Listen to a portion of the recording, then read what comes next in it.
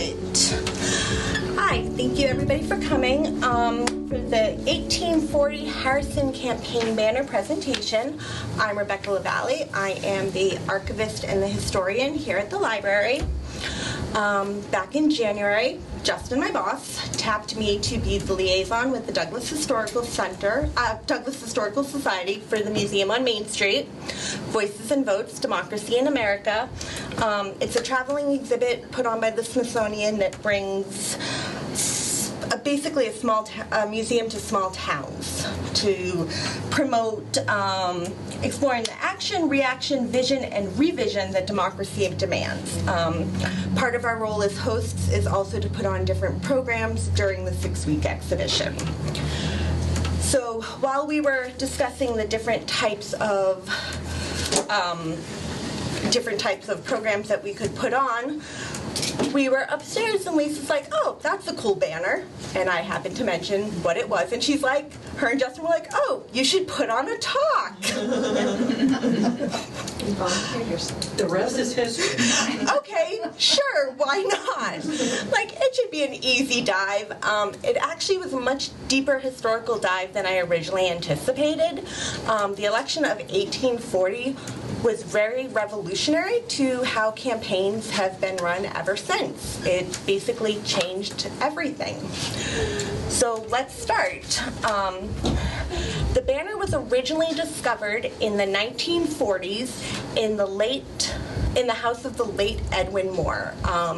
It was, at the time, it was the home of my Alma and Helen Jenks. Today you would probably know it as Shirley Cooney's house. For a bit, the banner actually hung at the Jenks store, and then it was put into storage. The banner was later rediscovered in the late 1970s when it was sent to be restored and preserved. After that, it found its home here at the library, where it has hung above the children's room ever since. As librarians, we are often asked, what's the story behind the banner? And the usual response has always been, you know what, not really sure, it's just always kind of been here. And that was the story up until 2024. The Hopedale Library was doing a clean out, and part of their clean out was they were sending items back to different libraries. And in 1995, they had the Milltown, a photographic exhibit. And one of Douglas's featured items in that exhibit was this banner. And this is what it said. You may wonder why a William Henry Harrison campaign poster is hanging in the Douglas Public Library. Local historian Merida Howard tells us that this banner was found in the attic of a Douglas house. Evidently, its long-ago maker hung it on the road, anticipating that Harrison would travel through Douglas during his presidential campaign sweep in the area. Unfortunately, Harrison chose another route and never traveled through Douglas to see the banner. With funds from the Douglas Historical Society and the Douglas Arts Council, a few years ago it was restored and put on permanent display at the Douglas Public Library. So we now had a starting point. We knew when it was created, and we were able to find out who created it. But the real question was, why? What does it mean? And that is where the deep dive began. So in order to understand the banner, it's really important to understand the politics and the atmosphere of the 1840s in America.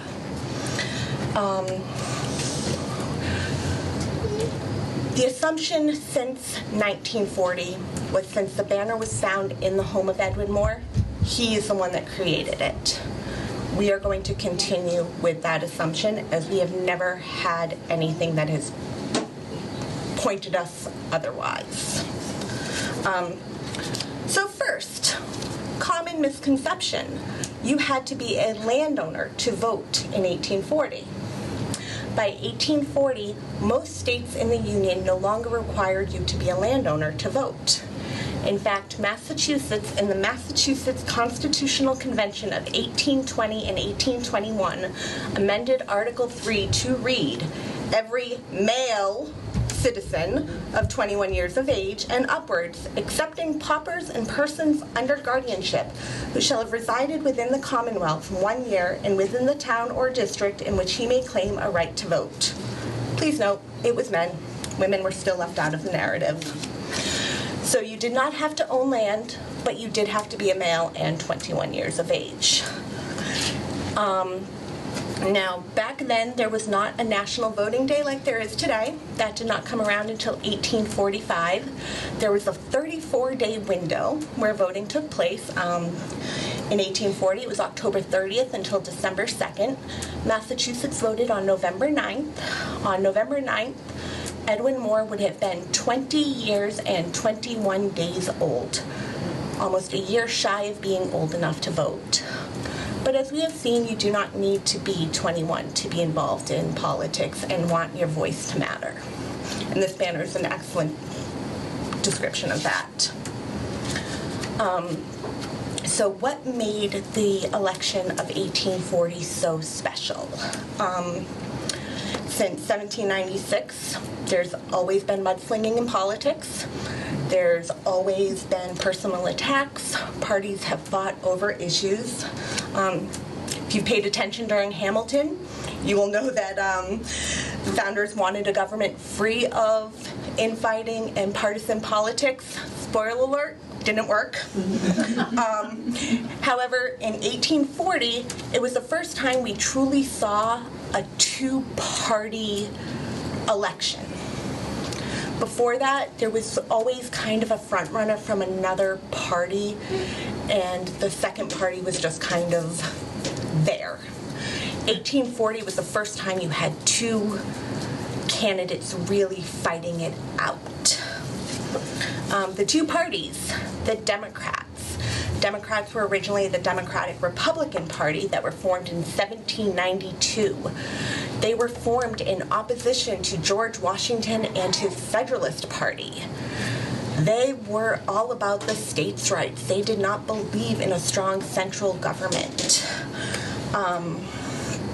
They then split in 1824, becoming the Democratic Party and the Nationalist Party.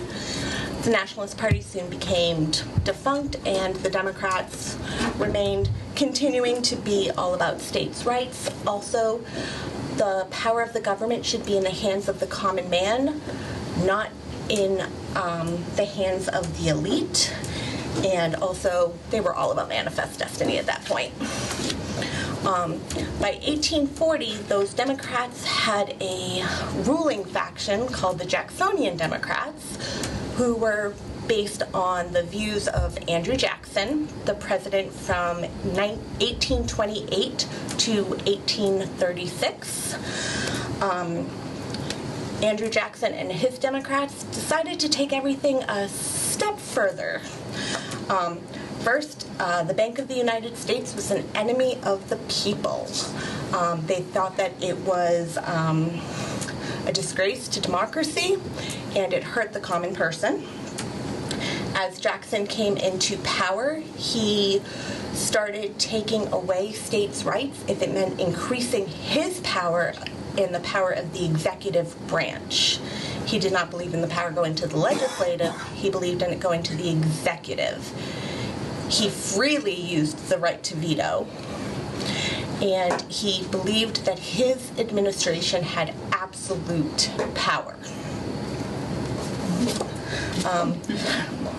So, based on that, let's meet the Whig Party, who was formed in 1934 in direct opposition of Andrew Jackson. Now, the Whigs were originally a party from England. They were the anti-monarchist party. And Andrew Jackson was commonly referred to as King Andrew. So it only seemed appropriate that the party that was going to defeat King Andrew be named after the anti-monarchist party in England. This party was comprised of National Republicans, anti-Masons, reformers from the North, lawyers and entrepreneurs from the South, and defectors from the Democratic Party who found themselves disenchanted with Jackson. 5 very, very diverse groups of people. Let's see how this works. Their core value, they opposed Andrew Jackson. They did have some other values in common. They believed the legislative and not the executive branch should hold power. They believed in a national bank. They believed that the federal economy should help fund infrastructure. And they were also hostile towards Manifest Destiny. Quick side note, Whig Party, those 5 very different factions, they only lasted until 1854. The infighting became a little too much to sustain them long term. So in December of 1839, the Whig National Party nominating convention took place in Harrisburg, Pennsylvania. Now, back in 1836, the Whig Party had run 3 different candidates, hoping to appeal to the 3 different regions of the country, splitting the national vote, hoping that they would cause the vote to go to the House of Representatives, and then they were hoping that they could get one of their candidates into the presidency. It did not work. So this time they decided that they were going to run a single candidate. The candidate they chose was William Henry Harrison. He was a military hero, and he was the candidate that had the strongest showing back in 1836. They chose John Tyler as his running mate, who was a former Democrat that had become disenchanted with Jackson. In May of 1840, the Democratic National Convention took place in Baltimore, Maryland, and they chose to run, they renominated the incumbent Martin Van Buren. In 1836, Van Buren had won the presidential election with over 50% of the popular vote and an electoral college vote, 170 electoral votes. Van Buren decided to go without a running mate because his current vice president was considered to be a strong liability, Richard Johnson. However, because he was already the vice president and Van Buren did not pick a replacement vice president, he became the de facto candidate on the ballot anyway. So a little background on the 2 candidates. Martin Van Buren was born in Kinderhook, New York in 1782. He was the first United States president to be born a citizen. His family owned a farm and a tavern. He went to school in the local village and then at Kinderhook Academy. And when he wasn't in school, he was helping his father either on the farm or in the tavern. The tavern was a common meeting place for political meetings, and through that he developed a very strong interest in politics as well as very strong opinions on politics. He tended to be extremely anti-federalist and leaned more towards the Jeffersonian Republican ideals, which very much influenced him going forward. His family lacked the funds to send him to school, to college, so at 14 he began an apprenticeship with a local lawyer, and at the age of 21 he actually was appointed to the New York bar. At 18, he successfully broke into politics when, after successfully helping Jefferson campaign, he was elected. It earned him an elected seat as a delegate in the 1801 Republican caucus in New York. Over the next 20 years, he was a New York State Senator, United States Senator, New York Governor, Secretary of State to Andrew Jackson, and then finally the Vice President to Andrew Jackson. Being the Vice President to Andrew Jackson in 1832 made him the hand-picked successor to Jackson for the presidency in 1836. Once again, he easily won both the popular and the electoral votes. Unfortunately, his presidency did not run as smoothly as his campaign did in 1836. A banking crisis caused a financial panic that plagued his entire presidency. The financial panic caused by Jackson administration. Texas was a hotbed issue. They had just declared independence from Mexico in 1836, and they hoped to be admitted to the Union in 1837. However, the admittance of Texas into the Union would have made it be 14 slave states and 13 free states, which would have caused unrest in the country. Van Buren, not wanting to have to deal with that, did not allow for Texas to be annexed. This move alienated a lot of the Southern Democrats. Now, William Henry Harrison was born in 1773 in Virginia. He was the youngest and third son of a landed aristocrat, Benjamin Harrison, who was the governor of Virginia and a signer of the Declaration of Independence. He was educated at home until the age of 14, at which point he attended Hampden-Sydney College in Virginia, and then he went on to the University of Pennsylvania to attend medical school. His father passed away in 1791 when he was 18 years old. His father passing away changed the trajectory of his life greatly. Being the third son, he was not going to inherit much of the estate, so he went ahead and joined the Army. When he joined the Army, he was appointed by George Washington as an ensign, and he was stationed at Fort Washington in Cincinnati, Ohio. This was a small settlement of 30 log cabins, and this, for the rest of his life, he would become a part of the Northwest Territory. It was his land now. He worked hard to earn the respect of those older than him, and it led to a career of distinction. In 1798, he resigned from the Army, settled on a farm in North Bend, Ohio, which started as a 4-room log cabin, grew to a 16-room log cabin that had clapboard. Now, in the 1830s, clapboard signified status and wealth. He would often host friends, politicians, officials at his home, even if it meant that his family did not always have money. He made sure that he kept those diplomacy ways wide open. It paid off, though. In 1798, he was appointed the Secretary of the Northwest Territories by President John Adams. In 1799, he became the first delegate to Congress. 1800, he became the governor of the new Indiana Territory, as well as the Secretary of Indian Affairs. While he had sympathy for the Native Americans, his loyalty always laid with the American government, which led to war, which led to battle at the Tippecanoe River in 1811, which is where we get the nickname Old Tippecanoe. He defeated them and earned distinction.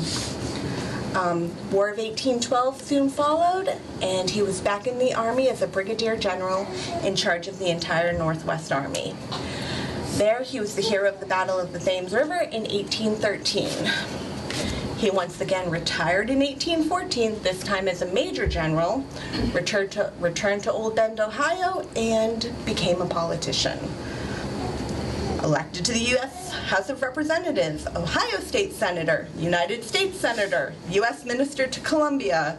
1836, first run for U.S. President. 1840, his second presidential run. Kind of similar career patterns, huh? At least as far as politics go. So, we now have the 1840 campaign. One of my sources described this as a lively, carnival-like atmosphere. Van Buren and the Democrats, they stuck to the status quo. Harrison and the Whigs, flash instead of substance.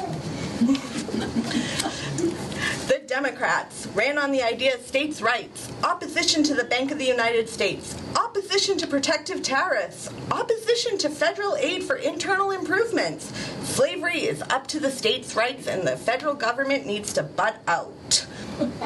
Pretty much this was what all elections looked like up to 1840. Whigs, who needs a platform?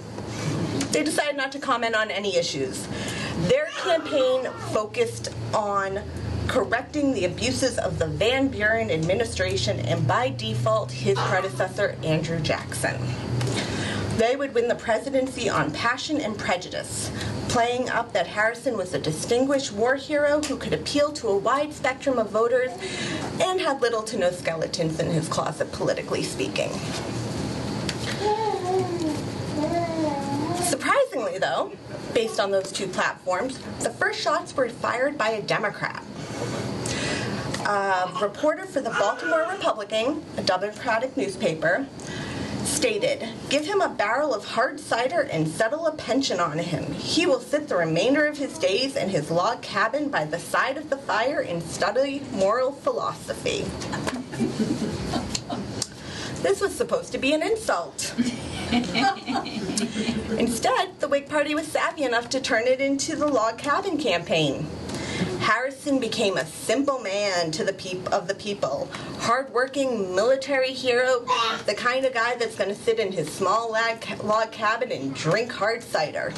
Van Buren, well, he's one of those elitists. He lives in luxury while the country suffers from his economic crisis, drinking champagne and using expensive colognes.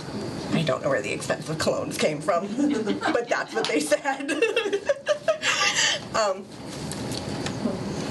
Rewind. Van Buren's the one who came from a family with a farm and a tavern and worked his way through school. Harrison was the one who came from landed aristocrats and got school paid for him. Just saying. Back to the campaign. So the Whigs decided to employ new tactics that were just coming up as the suffrage movements were also starting to come up. We have slogans, tip a canoe and Tyler too. Who didn't learn that in history class? Martin Van Ruin. They had mottos, songs, souvenirs, buttons, pamphlets and newspapers, and parties, clubs, and rallies. Once again, all flash, very little substance. None of what they actually focused on dealt with issues, outside of calling for a strong central government, which was in direct opposition of the democratic states' rights. The Whigs had even broken tradition by having both Harrison and Tyler show up at rallies and campaign for themselves.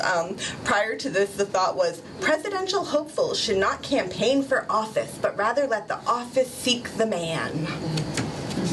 Okay.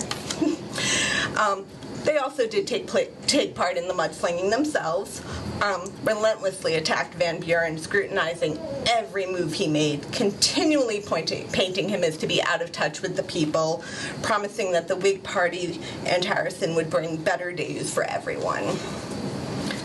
The Democrats were no match for the Whigs. Their campaign slogan for Martin Van Buren is "Okay," was anything but okay. Okay was a play on his nickname of Old Kinderhook.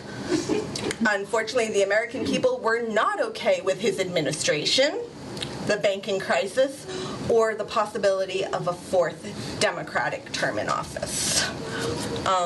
They attempted to go after Harrison for his age.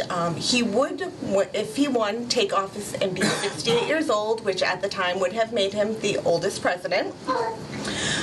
They unsuccessfully attacked his military career, Old Tippecanoe, and War Hero of 1812. That didn't work. They attacked Harrison as an abolitionist in hopes of pulling the pro-slavery votes towards themselves. Originally from Virginia, landed aristocrat. I don't think they were going to win that one. Harrison came out as believing in states having the right to decide who gets to have slaves.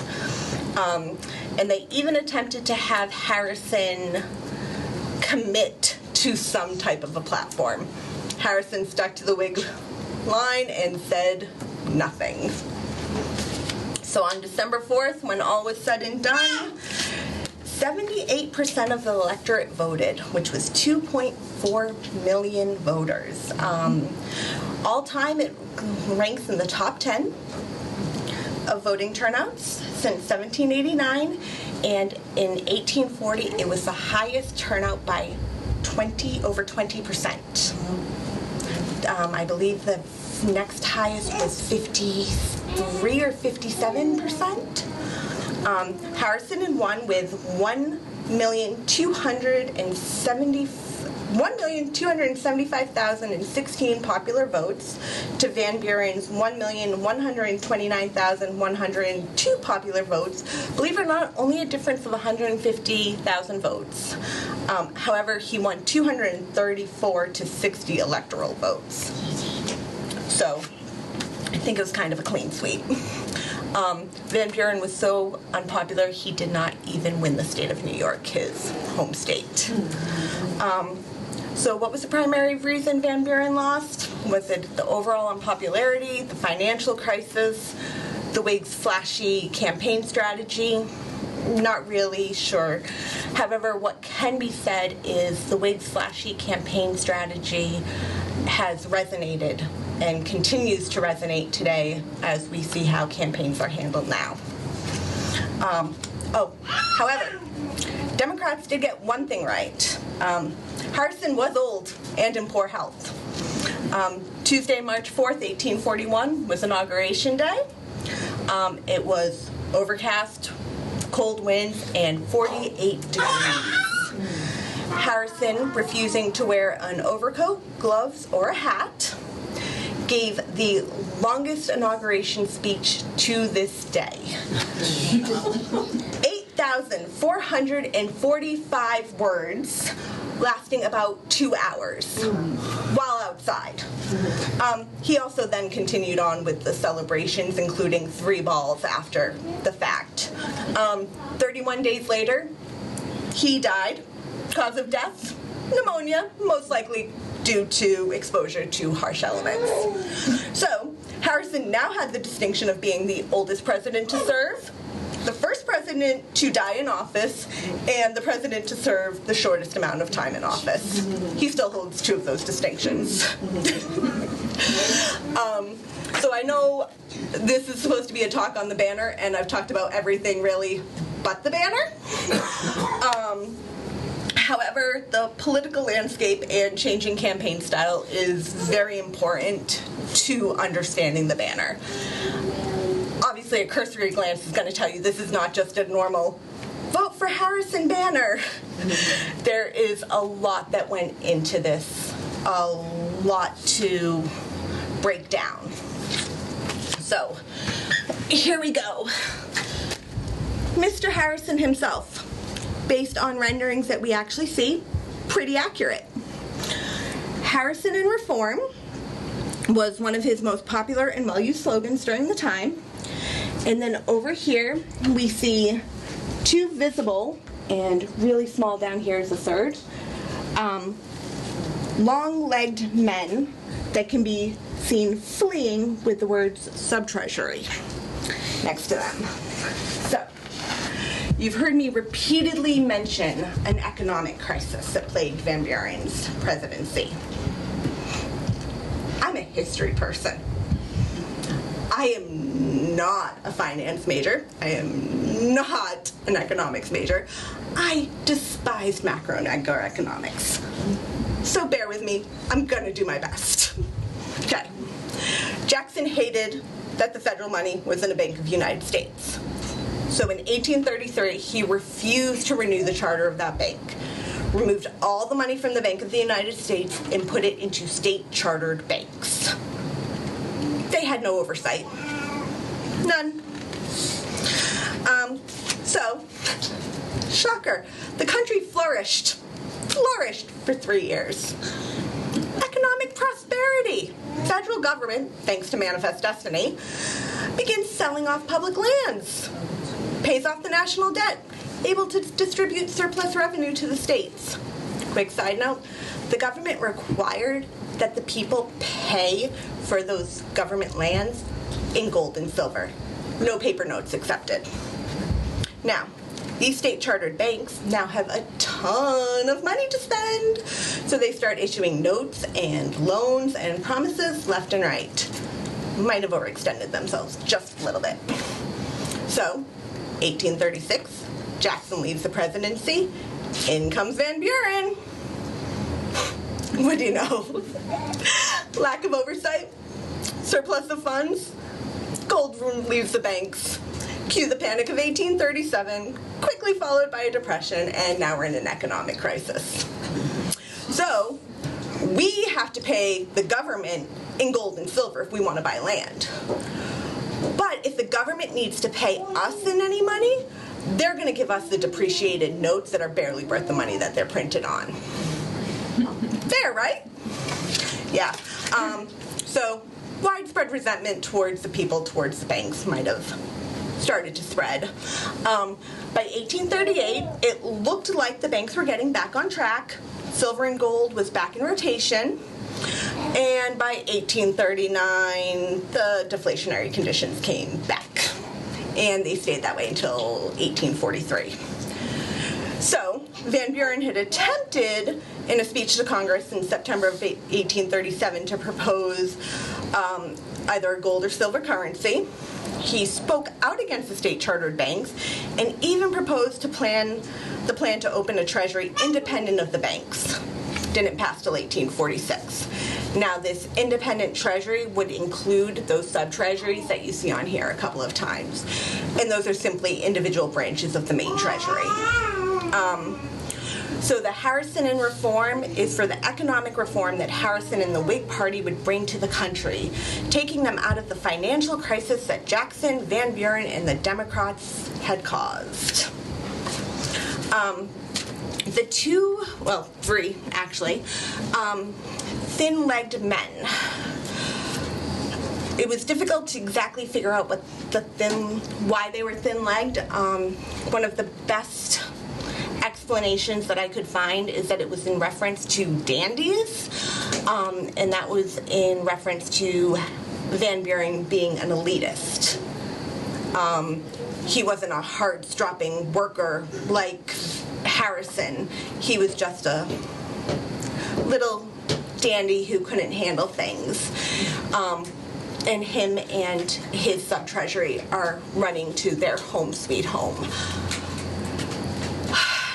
Texas. No idea. I researched, and I researched, and I researched some more. Texas and sub-treasury have no connection that I could find. If anybody ever does find out, please let me know, because I racked my brain. The only thing that I could come up with is that Texas is a part of the entire idea of manifest destiny, and the Whigs and Harrison were against manifest destiny, while the Democrats and Van Buren were for it. So it's simply saying, take your manifest destiny and your sub-treasuries and go home. But like I said, if anybody else comes up with a better explanation, please let me know, because I searched, could not figure it out. Under Harrison, we see the statement, "Our cause is our country, our candidate, its gallant defender." Back in March of 1840, there was a convention of young men for the Whigs, and during this convention, this slogan came out and was one of the many slogans that was used during the Harrison campaign, simply saying that just like he's gallantly defended our country during the wars, he would do so as our president. All right, here we go. Here we have a horse-drawn carriage with 4 horses, a coachman, and a footman. This is supposed to be Van Buren going home to Kinderhook. He is dragging a sub-treasury turtle. Okay, the 4 horses and the staff show the extravagance of Van Buren and his time. The turtle. Okay, so during the 1830s, they had what are called hard times tokens. And they were basically medallions that people would use almost as forms of protest. There's a particular one that was inscribed Executive Financiering Fiscal Agent of 1837, and it had a tortoise carrying a chest labeled Sub-Treasury. And this particular token most likely represented what people thought of the government during the Panic of 1837, the slow growth of the government, people yearning for a time when money wasn't worthless and credit wasn't overextended. So that is what that is believed to be. Now we have this second wagon that's being drawn by a single horse and just has a single man in it. He is driving away from his log cabin, his hard cider barrel, and his work tools. And he is going to the White House. We believe that this says, we think it says possesses March 4th, 1841, which would be Inauguration Day. The bleeding on there makes it difficult to tell 100%. This is supposed to be Harrison leaving behind his simple life and going to the White House to lead the American people. Okay, then we have the final side. We have a field of 24 blue stars. Now, when the Jenks sisters found the flag, my Alma Jenks had written up a description of the banner. And her original assumption in the description was that the 24 stars stood for the 24 states of the Union. However, there were 26 states at the time. Why he did 24, I am not sure. I'm assuming it was stylistic. A lot easier to do 24 and make them look neat and pretty than it was to do 26. But that's an assumption. We can never really know. Because both Arkansas and Michigan were admitted in 36 and 37. Then below the field of stars, we have an eagle who is flying with the Douglas Whig Association banner in his mouth. Although at this point the eagle was not the official bird of the United States, he still stood for strength, freedom, and authority, and had stood for that since 1792. All right, question everybody asks: why are there two S's?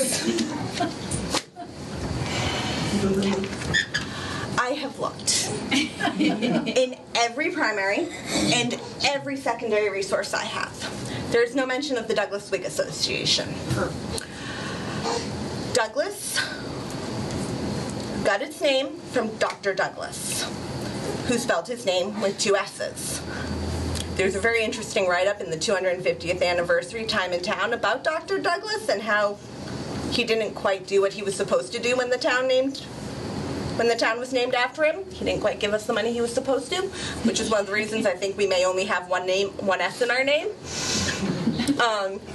Because if you really look after about 1800, you never see two S's on any documents. So, why are there two S's? I do not know. Was it supposed to be a callback to Douglas as in Dr. Douglas? Was it a play on something else? Can't tell you. There's nothing I can find in any of my documents that references either the Whig Association or Douglas with two S's. I don't know. I don't. It's fun to try and speculate, but to give an actual answer, I wish I could. It drives me bonkers when I can't, but I can't. So that is basically the 1840 Harrison campaign banner. Once again, it is very unique. It tells its own history about what campaigning was in 1840. Propaganda reached small towns. There was no social media. There was no TV. There was no radio. It was newspapers and it was word of mouth. And yet, it still made it. The log cabin campaign made it to Douglas. it had an impact where there was no platform, yet it resonated with people. And catchy slogans and songs could be enough, especially if you were not happy with what came before. And it's something we even see today. So history does in fact repeat itself. So, any questions?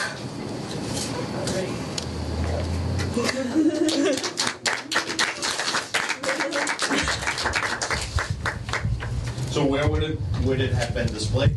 Main Street, I believe, is where they think it would have been displayed. Is it like weatherproof? I can't really. Not really. There's stitching here, or there was, and there's stitching here, and there's actually a little, almost like where you would have like a grommet or something in that corner that they would hang it. Is a campaign banner something common that around that time? I've seen a few when I was doing research, but I see more buttons, pins, lapel stuff.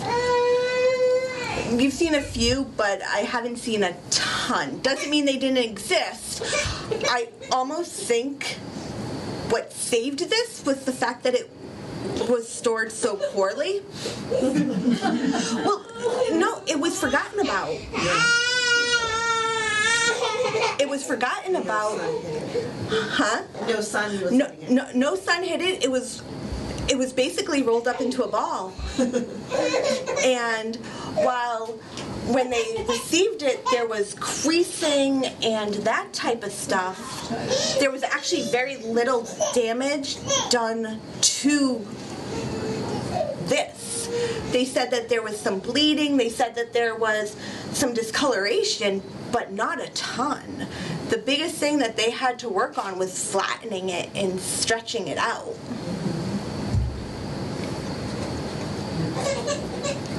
Is there any record of how Douglas voted? Did Douglas vote for Harrison? Yes. Actually, all of, I knew that was going to be a question. So all but one part of Massachusetts voted for Harrison. And 60 to 70% of Worcester County voted for Harrison at that time. There was a third party. They were called the Liberty Party. They were just starting to come up, and they were in opposition to slavery. But they received very little votes at the time. So what would the population of Douglas have been about that? I have it somewhere else that I don't have access to. Probably looking 300-400 maybe at that time. I don't think we would have even reached 1,000. It was pretty amazing that we had this propaganda going on. A lot of work went into that. Yeah. Yeah. So, much like I'm not an economist, I'm also not an artist. But they did explain how it was made. The design was apparently traced from a full-scale model using a punch technique. Major outlines show pinpoint stippling characteristic of this method. And from what I was able to ascertain, it's using a punch tool to create dots while stenciling. And that particular type is very tiny dots that help to simulate shading, solidity, and grip. And you can kind of see that really well with the stars and some of the outline on the eagle, which you can take a look at afterwards. I just ask that you look and don't touch. So you know what kind of paint it is? Is it looks like cotton? Is it cotton? Okay, so here we go. So I was lucky enough that we do have the original painting conservation record where they did the intake record.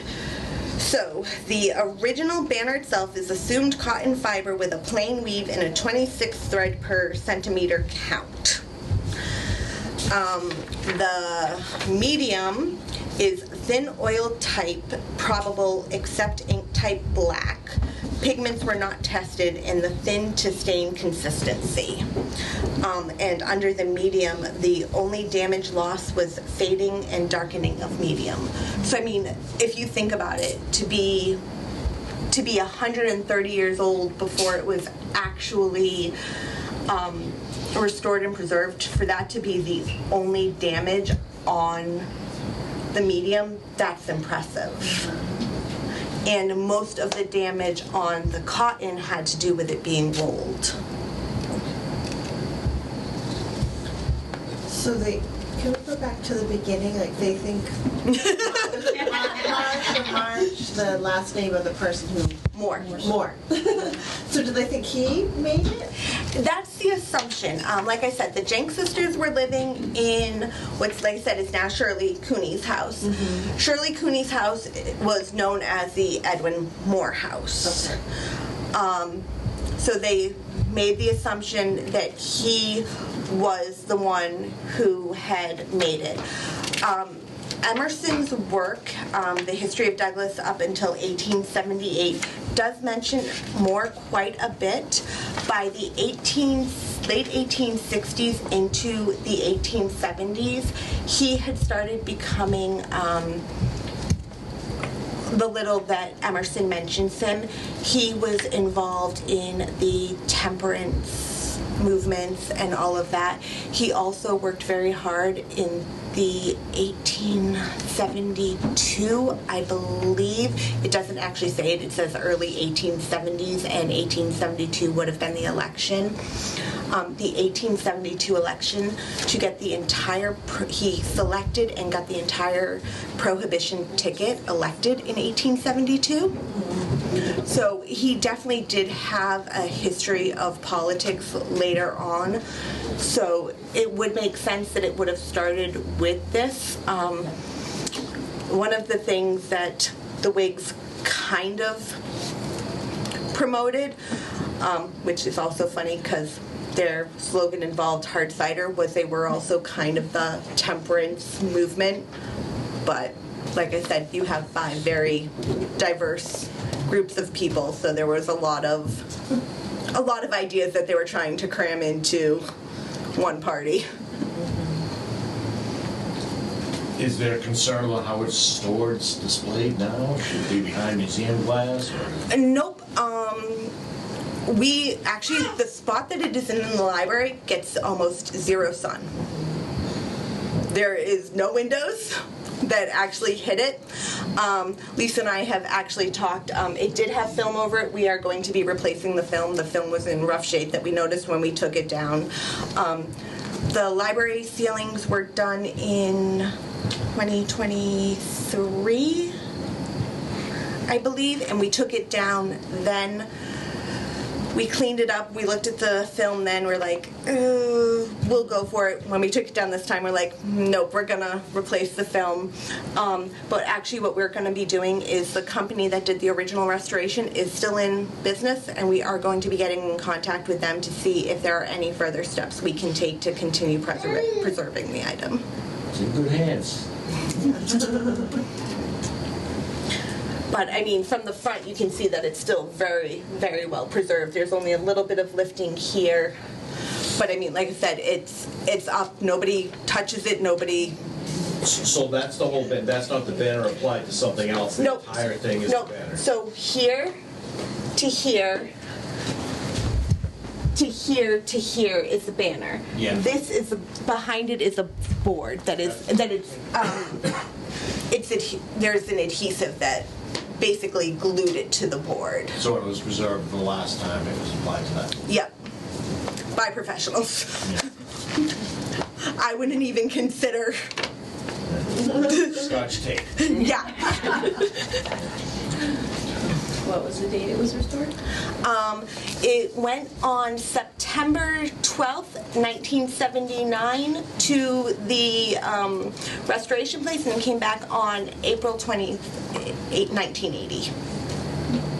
And it cost $835.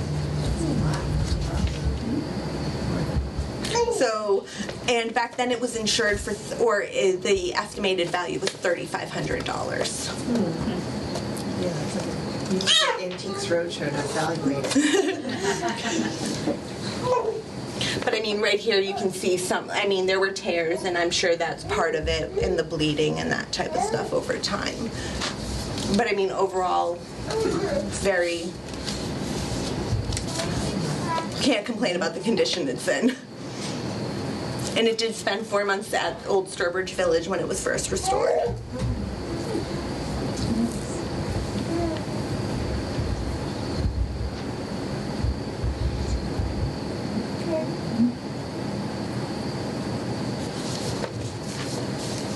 Any other questions? I hope you preserve all the research and the notes that you compiled and So I actually ended up writing the paper in order to do the presentation, and it's like a 25-page paper. Because I tried to do it otherwise, and I just wasn't able to. Like I said, it ended up being a much deeper. I'm like, oh, this will be easy. I just have to do a couple. And I started, and it's like, oh, I need to learn economics. Oh, I need to learn this. Much deeper dive than I originally anticipated.